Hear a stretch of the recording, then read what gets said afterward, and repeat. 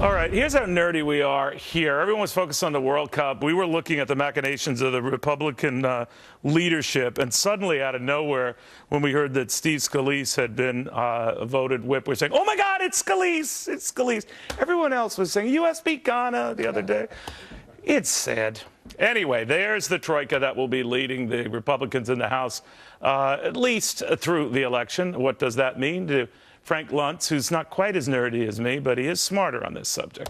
What do you make of this? Because one out of the three is a Tea Party, or one out of the three, the super conservatives really like. So how does he get along with the other two?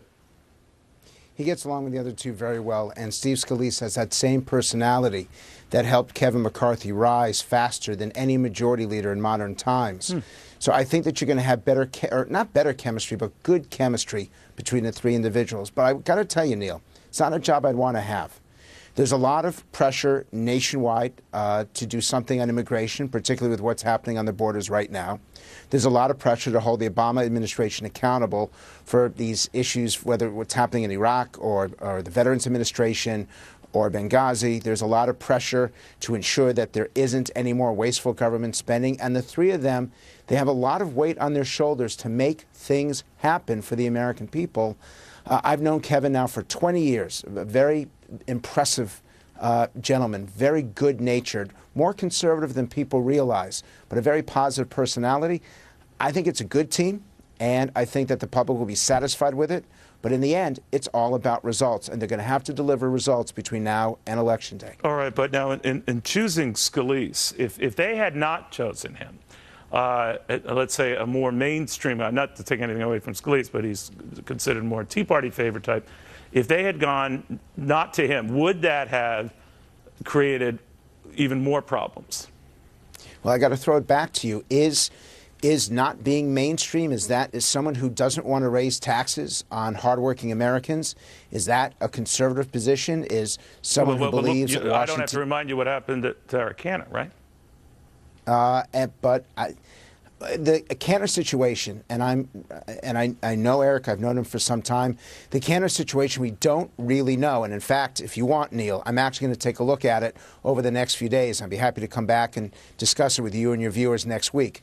But the issue here is not whether someone is more conservative or more moderate, or whether they're Tea Party or establishment. The question is policy and principle.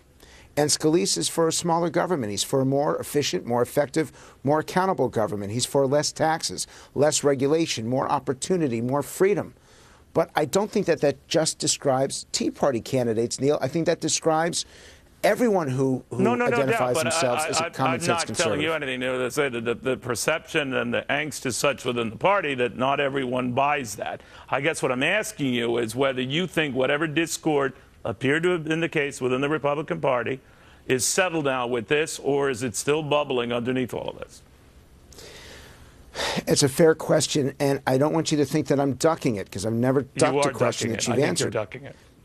I'm trying not to. That Scalise represents a segment of the GOP that believes that the more freedom you can provide to the American people, the stronger the country's going to be.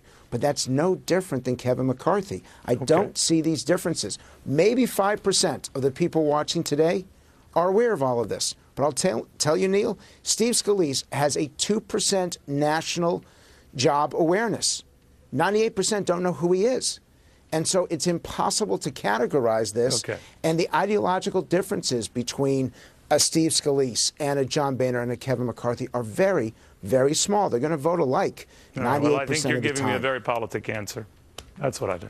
I've never done that before. All right. And I'd argue, Neil, that when it comes to principles and policies, that the three of them are very sharply in line. All right. We shall see. My friend, thank you very, very much, Frank Luntz. Thank you. When we